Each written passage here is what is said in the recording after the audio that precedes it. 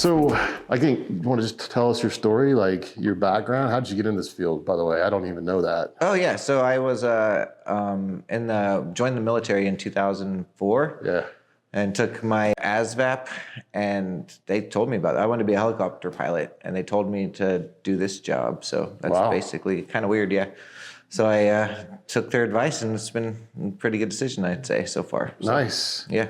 But so I was in the military, went to school at Shepherd Air Force Base with Justin, or not to the school with him, same school. Yeah. And then I was in Germany at Landstuhl Regional Medical Center for 5 years, basically. That's where I met Justin. Oh, wow. We were both over there. 5 years. Yep. Yeah, I did 3, and then my son, the family moves over, so you do 3 years if the family goes, just because of the expense to move everything over there, basically. Yeah. And then I was able to extend, kind of because I had a specialty in imaging. I kind of got into that right away over there, and my chief kind of vouched for me and let me stay the extra 2 years. So I did my whole tour over there. So. Oh, nice. Yep. So I was there the whole time besides Afghanistan. I'm sorry? Do you speak German? I used to. I want to say I speak it fluently, or don't anymore. But you know, at Oktoberfest, I did okay. Yeah, with beer inside. Yeah, for sure. Nice, man. But it was fun. Yeah, over there, you had to take some classes and stuff, and you kind of pick it up. But most of the German people speak English, and so it's kind of hard to, practice with them because they'd rather you suck at their English is 10 times better than my German. So. Oh yeah. Yeah, that's great. Yeah. I love going to Europe for that. Yeah, my son was born over there too. Oh, so, yeah, I think I knew that. He's roots for Germany, son the World Cup over the U.S. too, which pisses me off. But, yeah, that's great. So military training, we hear a lot of people that have that. It's the best there is, right?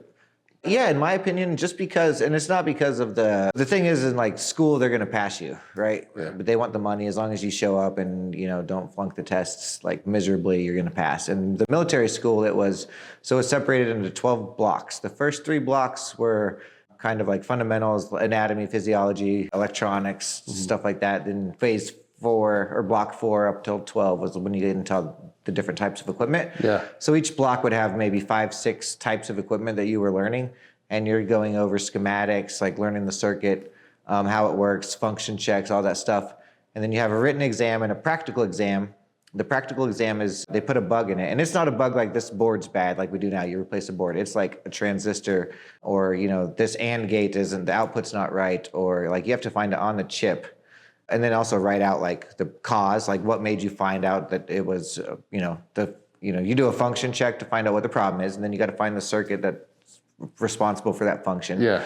And then trace it down to the component that caused that, and it's like you have to write all that out, and it has to be pretty much perfect. And if you fail one time, you're allowed to wash back. So if you fail block 6, for example, you can wash back and take block 6 over.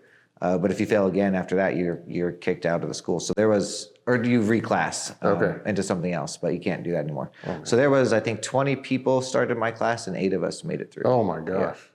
Wow. So yeah, so that in that aspect, like there's no, if you graduate that, you're at least capable. Yeah. I would say there's some great engineers that aren't military trained. Yeah. But in my opinion, it's the hardest school. Okay. Yeah. Yeah, that's what I've heard. So why imaging? What about imaging was interesting to you? And I don't want to sound like condescending to biomed or anything, but it's just the monotony of doing biomed infusion pumps, the stuff that's kind of gets monotonous. So they're not as complex, at least back when I was starting. They've become a lot more complex now, but I love fixing shit, man. Yeah. And I just, it was way more challenging and not the same thing over and over, and humbling too. You get your butt kicked no matter how good you are. Oh, really? Yeah. Yeah. So what do you do? Like in those cases where you're getting your butt kicked, how do you communicate with the customer? That's tough. Depends on the customer too. So if it's a cardiovascular doctor, they can be kind of tough to deal with. Yeah. Or an ER scanner that they're trying to get it back up. It's really just being honest and communicating. A lot of people will don't bullshit them, don't lie to them, because they're going to eventually catch on it. So just be honest with them. Hey, I don't know. I've ordered these parts because I'm not 100% sure. They're coming in tomorrow. They'll be here. Just be honest and communication and under promise, over deliver. Yeah, so expectation setting. Yeah, exactly. Important. And I think it's easy to get frustrated, and you got to give them a sense that you're going to get it fixed. Regardless of how long it takes, you're going to stay there till the job's done. Yeah. So, and sometimes it might be the decision for them to call somebody else, the OEM in if you're third party, and being honest with that to say, hey, we might want to get the OEM in because they have access to stuff that I don't, or, maybe they've seen this before because of sheer amount of equipment that they have with that and the expertise. So sometimes that is the right decision. That's why we need each other. So. Yeah, no, that's great. I wonder sometimes the pre-work that goes into making the relationships like conducive for when it gets bad. Like, do you spend a lot of time pre-bad shit getting the customer to a point to where they trust you? Yeah, it is like that for sure. Yeah, and it's and from company to company, that's really not like there's trust with the engineer and the customer. Their engineer that they're used to and the customer. I think you have a lot more leeway there. There's OEMs that have engineers that the customers hate, and there's third party that have engineers that the customers hate. So but it is a personal relationship. That's why like being an engineer is somewhat sales as well. Yeah. That's why you'll see a lot of engineers that there's probably people that are more technical or are able to fix it faster, but that customer relationship and the trust is just as important. So. Oh yeah. So when you're talking to like a customer during a crisis or a critical sort of down situation, right? Like what kind of things are most important to them? Are they just wanting to know when it's going to be back up? I mean, are they wanting to, and why? Why do they want to know these things? What's really driving it? Yeah, for the most part, it is like when's it going to be back up because the stuff that they're having to do, and that's why it's good to have that personal relationship because they know what you're going through. Hopefully, like you're trying to get it up, you want it to be fixed just as fast as possible. You're away from your family, you're not at home. 3 days, 4 days, it could be. But they're also having to reroute patients. They're having to take them, customers or patients coming into the ER and taking them across the street to have scanned or sending them, 50 miles to a hospital. So there's a lot of stuff that they go through when that system's not up. So the communication and letting them know, and let them know like if you're getting your butt kicked and you don't know 100% it's going to fix it. You got to let them know that too. You can't. Pretty early. We hope it's going to be up tomorrow, but but then have another backup plan. Yeah, a backup plan. Yeah. When do you have like a clock in your mind of when you want to communicate with during a service event, like with the customer? Are there intervals that you use that are just habit? I wouldn't. It varies depending on what the job is. Like if you're going in to do a tube install, you want to communicate when you're going to be there, when the parts are going to arrive, approximately how long it's going to take. If everything's going okay during that process, then you can let them know maybe halfway through, at the end. But if anything happens where what you told them could be incorrect, then you need to communicate that with them as fast as possible. Yeah. And I see some, a lot of instances where people they don't want to disappoint the customer, so they won't, they'll try to figure out what it is, but knowing it could be delayed and the customer's going to be more upset in most cases because you went longer and didn't communicate with them rather than just being upfront with them. So yeah. I mean, I see it like instances. I used to deliver rental equipment. That's how I got into the field. And like as soon as I knew, I would try to let them know something, just because like sometimes you're working on a problem and you forget to communicate because you're so enthralled with whatever you're doing, and you got to have a plan. And I think in my experience, the customers want to hear what the plan is as soon as you can come up with the plan. But sometimes it's just a, I don't know, almost a problem that's unintended. You're just working through it. You don't think to send out communication at some point. Yeah. Well, I think of it like my wife, for example. If I come home at 3 a.m. and didn't tell her, I was hanging out with my boys and, took an Uber home. Yeah. She's going to be pissed off at me. Rather if I, call her at 10 and say, hey, I might stay a little later tonight and come home. So if you think about it's basically the same thing that you're doing, right? You're setting expectations. Perfect. No, that's a well put. Hey there, Humans of Healthcare. Thanks for letting me break in really quickly. Hey, when you learn about something that it seems like the whole world's known about and you're kind of late to the game? Well, I just had that happen with me when I learned about Twilight Medical a few months ago. I was introduced to the owner and founder, Travis Turner, by a mutual friend. And when you're in the medical imaging equipment maintenance and repair world, it's a small world. You should know people. And after 20 years working with medical equipment, not to have been introduced to Travis along the way, it seems like I've been left out of a really good story. So now that I know Travis, I can tell you that he did an act of kindness for me after first meeting him that I posted about, that really set the tone for who he is. But his company is great. If I'd have had access to this resource while I was managing my operations teams for imaging equipment maintenance and repair, I would have had much more success. I would have been able to help my customers, my hospitals and imaging centers much better. Because as you know, the options are limited after 5 and on weekends when you have a CT or an MR or just a general rad piece of equipment that you need. And it's a great time to get service because it's not during the peak hours for patients. So to know that Twilight Medical is structured on purpose to do service after 5 and on weekends with really, really good imaging technicians who have chosen that as their core career, wow, it's a great thing to know. So I thought I should maybe let you know. So if you're an independent service organization, even an OEM, a hospital, an imaging center, and you're watching this, go to twilightmed.com. twilightmed.com for Twilight Medical. See what they're all about. Give them a try. They're national. They've got imaging service technicians strategically placed throughout the country, and you might just see what they're all about. I wish I would have known they existed when I was doing this. I hope that this helps you. Good luck. And Travis, you're a great person. Everybody I've talked to who knows you says the same thing. Thanks, man. So, like, you mind like talking about our field a little bit? I call it the tent, or the pool of available resources. How do we stand today versus maybe 10 years ago? And where do you see the pool of available talent in the next 10 years? So when you say available talent, as far as we're definitely short-staffed right now, Okay. and then there's a bunch of people retiring, or at the retirement age. So it's definitely education and getting the word out to not just people.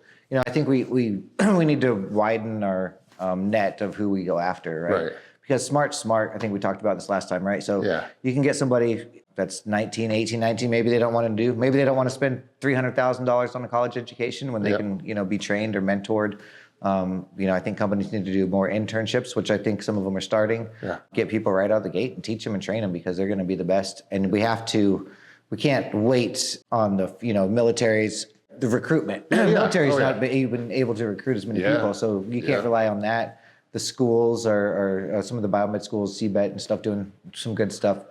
Turning out people, but we got to widen the net, and then more companies need to do like the types of internships, in my opinion, to get them going right off the rip. Hospitals internships, like I think we're kind of relying on the old way, and we have to find something new to maintain talent as well as plan for the amount of people that are going to be gone shortly. So what do you think in our industry would be like the people who are in the people and talent that are in the field already?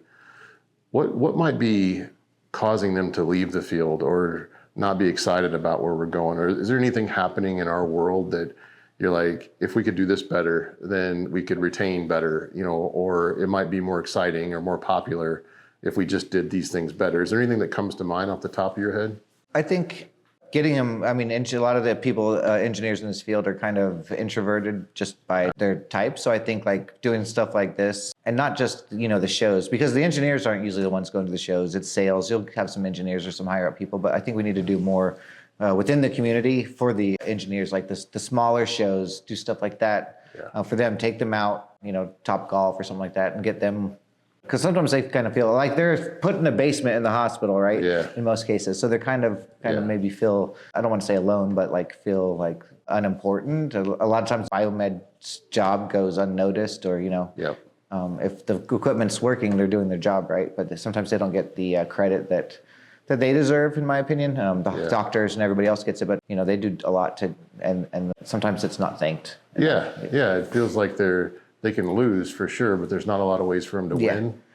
And I think there's a lot of them will get stuck in like, with the BMed 1, BMed 2, BMed 3 levels. I think that needs to kind of be restructured There has to be, certain standards met, but like some of them get trapped. They have to have different paths to get to if they want to go to management or go to imaging or lab. I think there needs to be more opportunities within the field to advance, because maybe they don't want to be an engineer their whole time and just fix stuff at a bench. So from a leadership perspective in the field, how do you feel like the leadership's doing in general? Are we doing everything we should be doing? Are we leading the right way? I don't think you're never doing everything you should be doing, right? Yeah, you can always improve. I think it's gotten better. I think like social media, using resources to help each other, like used to be, I think we can put a lot more stuff out there, like YouTube videos. I know there's a WhatsApp and a Discord group that I joined recently that we kind of try to help each other. But I think there's a lot more we can do to assist each other in getting the equipment up faster, as well as the leadership side as well. So we all most of us in leadership came from the same place, right? We're all fixing stuff at a bench. How did you get there? Who helped you get there? And realizing that and passing it on to the next person and bringing somebody else up. So, do they do leadership training in your field? I can't remember going. The only leadership class I remember ever doing was in the military. So I don't remember taking one leadership class. Right. And it's like, it's important. I remember I was in the police department, and, sometimes they just promote from within the police officer that maybe was a hero or had been there the longest or had good political, sort of things going within the department. They'd get promoted, take a test and get promoted, but they weren't business people. They didn't know how to manage the budgets. They were never trained on that stuff. You got there through attrition almost, and because you were a good cop, and it's like, that doesn't make sense. So I'm always kind of curious, like, how are we going to become better leaders if we're not given, the education to know how to lead, right? And I think a leader is somebody people follow, right? So if they have that quality where people will follow them, then you have to, teach them the other stuff that they need to know to be successful, right? Because that's the hardest thing to be a leader, is to be able to make people follow. I agree. Right. Yeah. So, and if you have that, then you should, be able to train them with the other tools that are necessary. And you're right. Sometimes it's the opposite way, right? So you might hire somebody that's been there a long time, or maybe, but nobody will follow them. So it's not going to, he might have all the other tools, but if you don't have that, you're not going to be successful. Yeah. I think I heard somebody told me one time, they said leaders should lead to develop people, not to get their personal needs met. It was a really simple way to put it, but it's hard to do for some people. Well, I'm sure you've had leaders that, are upset when somebody, like, as a leader, you should want somebody that's, you're mentoring or training to pass you eventually, right? Like, that's the point. It's like, to me, it's like a father-son relationship or father-daughter. Like, you want your kid to be better than you, and it should be the same with leadership, right? Yeah. No, I agree. I'm kind of seeing from the outsider's perspective, like I want to be able to go to somebody who's going to take ultimate ownership and accountability for what you just said, and I don't have these conversations very often with folks, and I think if we did, other people would see it. And so my next question is more, what can we do to almost get the attention of the healthcare executive? How do we get ourselves into the C-suite the right way with the right recognition to, become more of a thought to them, I guess. I mean, we're a small part of their budget for sure, but like you said, we're impactful. We're keeping them safe. We're doing things to keep money flowing in. Like, how do we get in the C-suite more? That's a great question. I wish I had an answer, like a good answer, because it has to start with directors, the radiologists, clinical engineering, the people that can get to the people in the C-suite, and they have to let them know how important our job is. Yeah. And, stuff like this as well. Like, half the people don't even know what this job is, right? What's a VMed? If you talk to them, right? Yeah. So we have to get it, out there to the society as a whole more, not just, we trap ourselves into the hospital but there's other ways to get it out there. And you have to, but you have to have people at the hospital that can get to that level on board and know how important it is.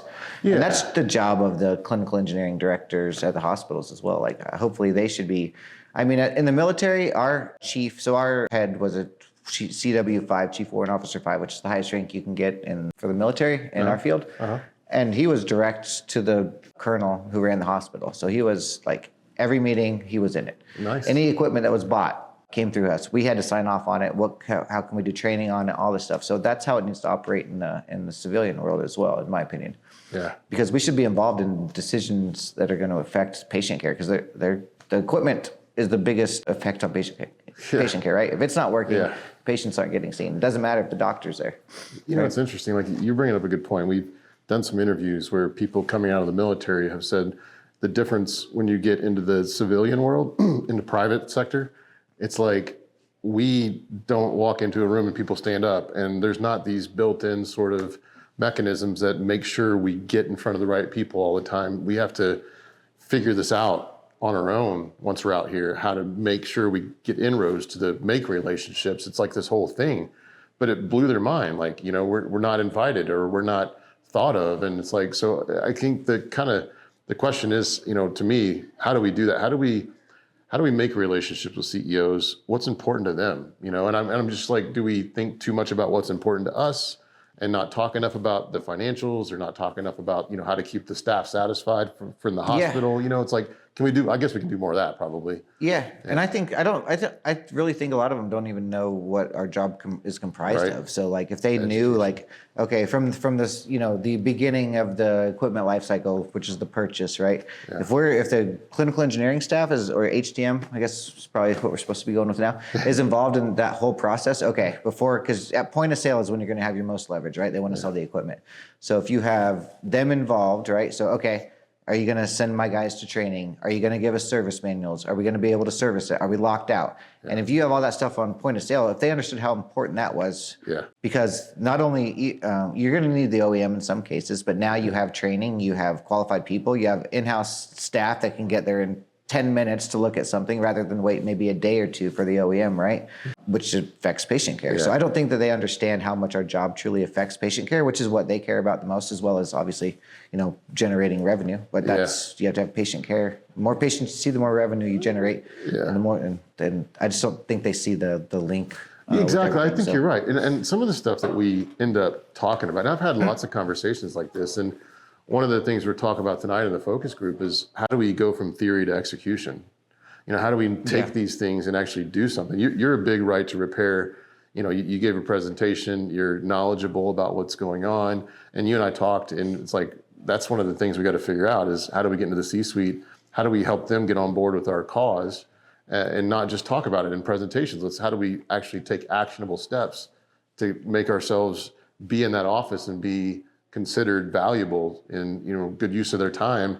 And I think you're right. Like, data, actually technology now can correlate, say this downtime on this piece of equipment cost you this much. And if we just start speaking in language like, this instant cost you this much, if we'd have done this, it would have cost you this much. I mean, just maybe some basic, simple stuff. Yeah, I think data is the key too, right? So if you show them data, right, the CFO, CTO, CEO, data doesn't lie, right? So maybe some, like if you did a correlated downtime, so you took equipment that was 100% maintained by the in-house staff, and then equipment that's 100% maintained by OEM, look at the downtime between those two, or the time to fix, or how long response times. And you start showing them that data, and then they realize, shit, well, maybe having in-house people and is important. Right? And their ability to fix it as well. And then until we get the C-suites involved in a right to repair, and they start enforcing it, or you know, become bigger advocates, because they're kind of scared to scare the OEMs, I think, because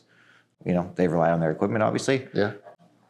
But I think, and us all truly working together, the OEMs, third party, in-house, working together is when it's going to be the best for patients, which is what we all care about, I hope. I completely agree with you. The thing I took away from your right to repair conversation, right, is that, number one, we got to get there and have those conversations. We need the hospitals to be on board and the leadership to involve us. You said that. We also need our people to start talking more with the folks who are in the C-suite. But I think you're right. The hospital has to have courage at some point to realize that these tactics that have been used have ultimately been good for some and not maybe good for the hospital, maybe not good for the technicians either, you know? It just depends, you know, like, how do we get that? I mean, I'm saying, how do we do it? I think I know how to do it, but that's the conversation, right? What are you scared of? Why would you not want to go away from a service contract and an OEM? Like, what's keeping you from doing that? Is it just too easy? You know, I mean, but ask them, like, Yeah. what are you afraid of? Yeah. I don't know if anybody has really asked. I know. I don't think so. I mean, I'm going to. Yeah. It's like one of the things I'm looking forward to, because I think if you have a conversation with the CEO on the level like that, first of all, they'll be interested, because they do like to be challenged, but they like to be, believe it or not, in my experience, executives like to be called by those people in the field. They're actually sometimes so disconnected, and they feel far away from the people who are on the ground, but they want to be connected. And, we just think, and I did this, they don't want to hear from me, but it's not true. Yeah. They want to hear from how you many, guys. how many, you should ask every engineer, or like put it on a survey or something. How many times have you emailed your CEO about Right. this issue, right? Right. Until you try it. I mean, maybe they do want to hear. Yeah, they do. It would hope they would want to hear, They do. about problems, right? Yeah. And one thing I was talking to some friends about is like, because there are some great vendors, OEMs that actually do give you everything you need, do training, like they Great. want in-house, right? Yep. So if you start getting those and maybe have a outside body, certified this is a right to repair, authorized vendor OEM, Yeah. and then you start getting more people on the list, and then they want to be on the list but you have to have hospitals that are going to say, hey, we're not buying equipment from anybody who's not on this list, Yeah. right? So it has to be enforced from there. But there are some ones, and there's a big company I know right now I think that is going that route, so which would be great. So, Oh, cool. yeah. That's great. Yeah, no, I think you're right. Like we've got to, the industry has to come together in some form or fashion, but you audit that and make it, again, more data that's measurable, right? And say these people are doing good in this regard, and these are the outsiders that Yeah. are keeping your downtime at a high level, right? Yeah, and I don't think we can rely on legislation or anything to get this agree. done, because it's just with all the lobbying and stuff that's being done. Yeah. I think it's not going to change, and I don't think it's going to be legislated in. There might be some good things to come out of it, but it's got to change from the hospitals, and Yeah. it starts at purchasing, really. So I agree. So. Yeah, no, when you said that in the presentation, it just clicks, some things just make too much sense. The one thing that I've always wanted to do is not rely on government to help us get in it. I just think this falls in that same bucket. Let's just go do it ourselves and figure it out. It'd be better that way anyway for us if we just figure it out. yeah, Yeah. I agree. That's great. So like It's going to be fun, and It will be. It's going to be hard, but I think that's the route we have to take. So well, and I think that, so we're talking about this focus group tonight, but we're going to have some really good, kind, brilliant people in the same place at the same time, talking about things that will make it better, and the interesting thing is that we have a lot of people with a lot of goodwill that work in our industry, and they've been doing it for 20 years, 30 years, 10 years, whatever, right? It's like, how do we make this our life's work? Like what stamp do we want to leave when we're done?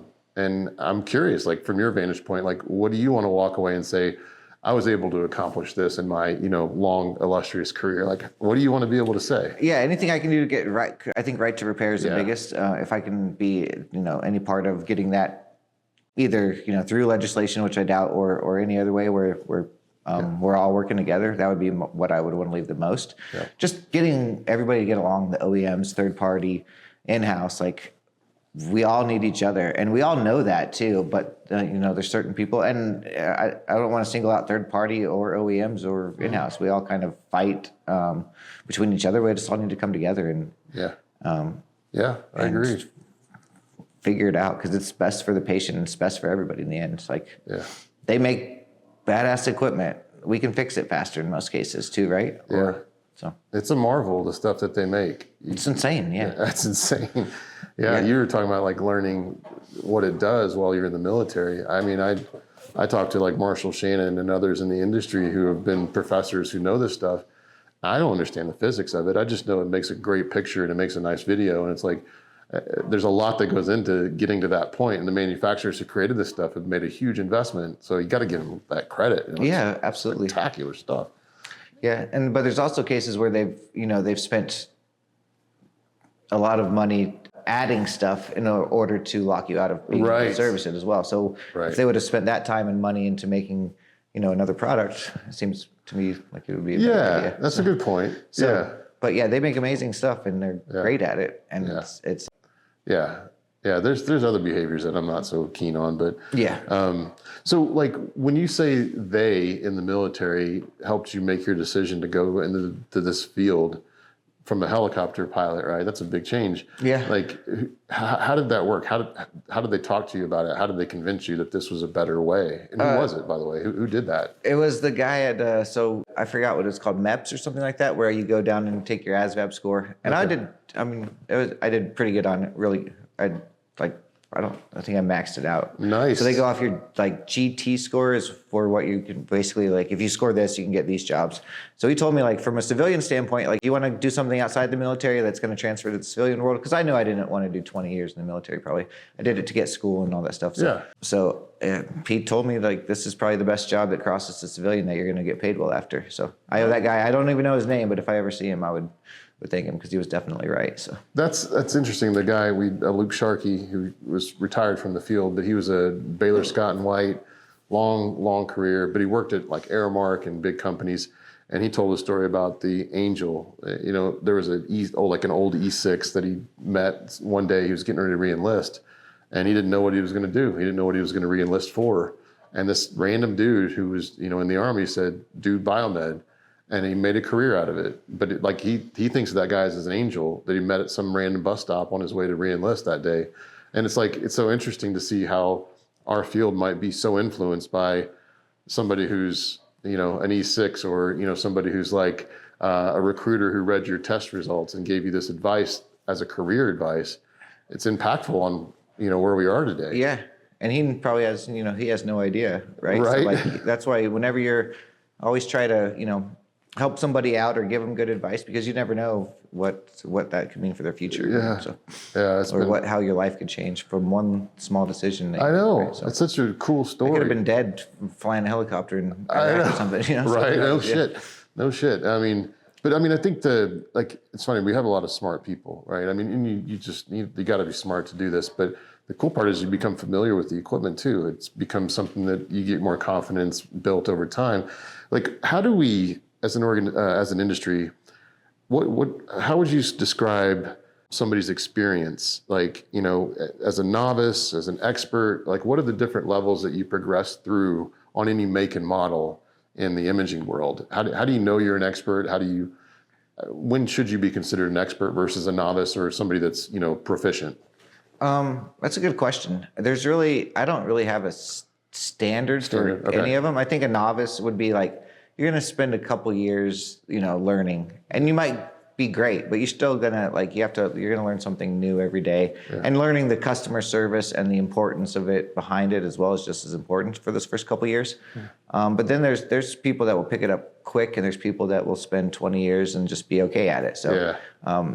And I'm kind of against because the military was like that too. You had to have so much time in grade and so much. So rather, you could be the best at your job, but this guy, could run 2 miles in under 12 minutes, so he gets promoted, right? Right. So I'm not big on putting timelines behind it. I think it more is benchmarks that you meet. Yeah. But if you're good, you can be an expert in 5 years, I would say. Nice. You can learn if you learn your stuff and are I'd love to read and learn. So I would read schematics on airplanes, look it up. When I had my own company, I was taking jobs. I knew X-ray, right? But I maybe never worked on this machine. So I would try to get the service manual and read it before I got there and be able to fix it. And so that sounds like fun. Yeah, it is fun. Yeah. Yeah. And me and Justin will tell you too, but our chief in launch tool, he was old school. We would not call the OEM in. He said, fix it, or he wouldn't assign, a lot of the hospitals now, I think in the military have service contracts. We didn't have any service contracts. Oh, wow. We were in Germany, so we had to fix everything ourselves. Yeah. So you kind of learn, and when you have somebody backing you up behind that's going to let you fail as well. Yeah. I think it makes you learn a lot quicker Yeah, as well. yeah, you're kind of forced to, right? Yeah. Yeah, that's great. What did they punish you, doing push-ups or? Yeah, push-ups or making us work longer. But I owe a lot to him too, because he would send us to schools and make us learn. We would do training classes within our group with each other. So I would help, train some other people. He would let them move to imaging if they wanted to, if they excelled at biomed. So it was, he gave a good path for people, and he wasn't super, you need to do 20 years in the military. He would, help you, it might not be the best decision for you. You want to get out, he was going to help you. He was a very not a typical military man. Oh, yeah. That's great, man. So that's a break. A good Yeah, it break, was good. right? So yeah, it's just kind of with that, coupled with having him as a chief, I kind of just got lucky. So, and I'm thankful for it. So Yeah, well, I mean, you're paying it forward, man. This is great. This Yeah. is doing stuff like this. I mean, I know it's not comfortable. I still hate getting in front of the camera. but I like having just conversations. It's easier, or Yeah. being asked questions rather than giving a presentation. It's like, Me too. yeah, Me too. I'm not comfortable in the presentation. I want to own it because I know there's value in, having command on that side. It's not comfortable, Yeah. which is okay, I guess. But, this stuff is, I think you're right. We need more of this conversation, dialogue. I think, like if we could focus on like part of our topics on how are we saving money? Like I see an episode with you, like here's some examples, play out some scenarios where this is, in this scenario, this repair request was presented this way, right? This is the scenario that they went through, and just kind of look back and then say, hey, if you'd have done it this way and you'd had this setup, then this would have been an opportunity for you to save money, have less downtime, like really paint that plain picture almost because the problem is the CEOs and CFOs, they're layman's and they don't have a clue about the technical side, but they will make a business, sort of connotation. Like they'll make a connection to what you say if you can bring it to their world.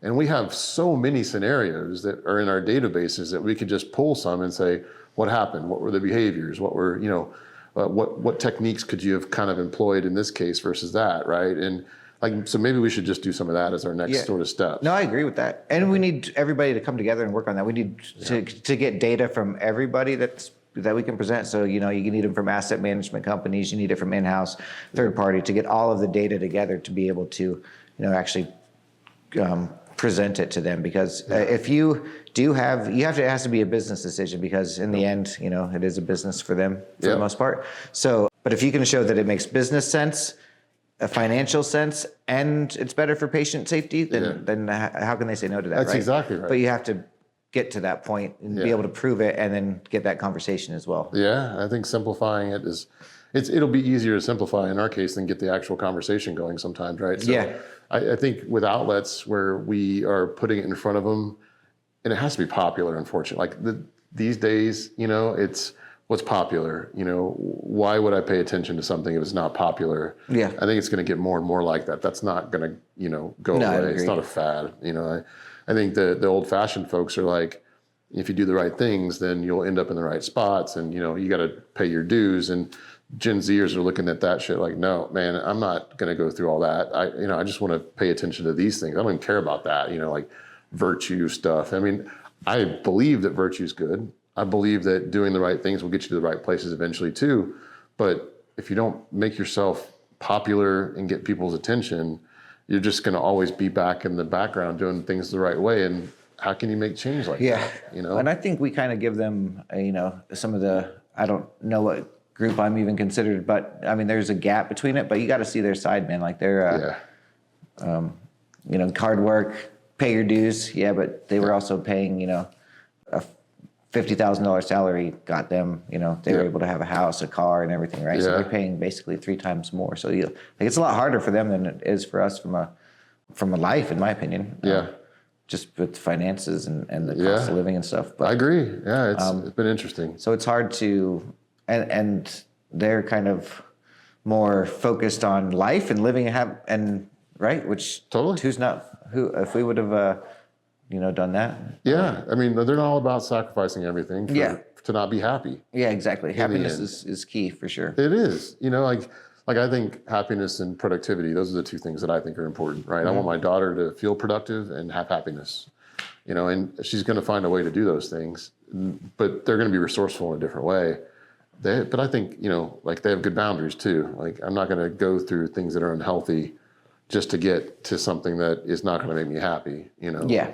And unfortunately, boomers learned a different way than the Gen Zers did, Yeah, it's and you got to be able to see both sides, right? You do, and that's one thing. I mean, when your parents, I hear my son's music, or or my mom, or not my mom, but my aunt would tell me, they're worried about you, coming home, like they're staying up worried about. You're like, why are you worried about me? And then when you get to that age and you have a kid that's that age, you're like, shit, now I understand appreciate it. why, right? So you have to be able to see both sides and speak to them. Yeah.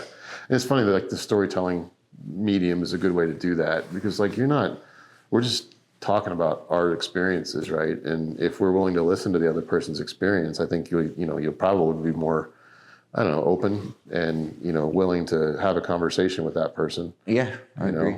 Let's just keep telling stories. Like, so where do you think the industry's going from a technology perspective? How do you think, it's going to look in 10 years versus the way it does now? AI coming into the picture, like this is all the talk, Yeah. It feels like a big deal to me. Yeah, for sure. I think it's going to get easier and harder. Yeah. I think it's going to help with, and hopefully that can help with the downturn in engineers that we're going to have shortly, because AI, I mean, you should be able to fix stuff faster. The OEMs have a lot of stuff already kind of built in where it helps them diagnose, troubleshoot the problem, predictive failures, proactive versus reactive with AI could help save on PM times as well. But I think it's going to get easier as far as that. But then as far as the equipment's becoming more advanced as well. So with that, it could be harder to troubleshoot and fix. But I think technology is going to be a big, I'm excited to see where the equipment's going to go. Hopefully a lot of the stuff we can do is eliminate waste. Like an engineer doing 4 hours of paperwork is bullshit, right? Yeah. So I think that's going to be a big point with AI. Hopefully we can start automating some of that stuff, make it easier for them to do the stuff that's time consuming when they're not on the equipment. Yeah. And then that can, help eliminate some of the shortage that we're going to have too, right? Because if you can save man hours and don't have to have as many people to get it done, right? True. So in my opinion, that's where the biggest technological advances can help us. Yeah. But I think the equipment's also going to get easier to fix, hopefully. Yeah. More expensive probably to fix too, but it just depends on how the equipment manufacturers make it where we can or cannot repair it as well, right? Right.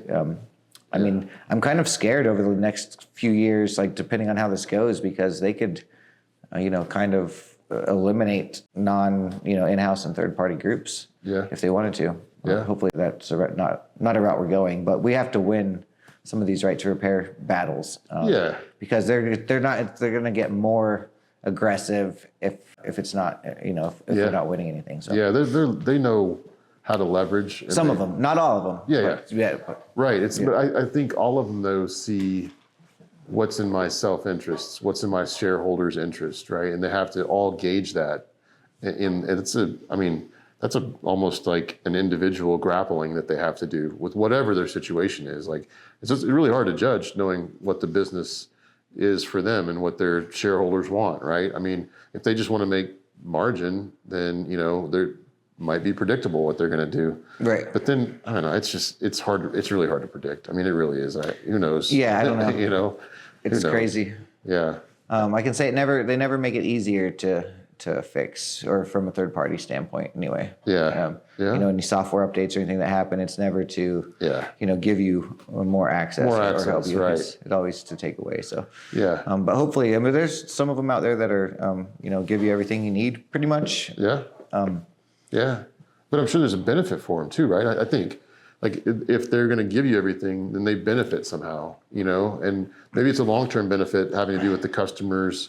But it'd be nice to have those folks talk about why are the good ones, like you said, audit, and then have them maybe talk about, like, why did you take that path, Yeah, I would love to have a conversation about that with them. That would be good. I honestly, to me, it seems like it's about money. Yeah. But if it's something else, I would love to hear about it. Yeah. And that's what we all need to, get together and figure out why and how we can do better together. Yeah. Hopefully that happens at some point, but I'm not holding my breath. Yeah, I know. Feels a long way off, doesn't it? Well, man, thanks for doing this. I appreciate it. It's, we did one of these before. Is there anything that you want people to know about your future? Anything that's going on with you that you can share? Or? Yeah, so we're going to be, we'll be launching a new company shortly. We're releasing it in July. We're going to do our So something exciting is coming in July. Something exciting is coming in July. Yep.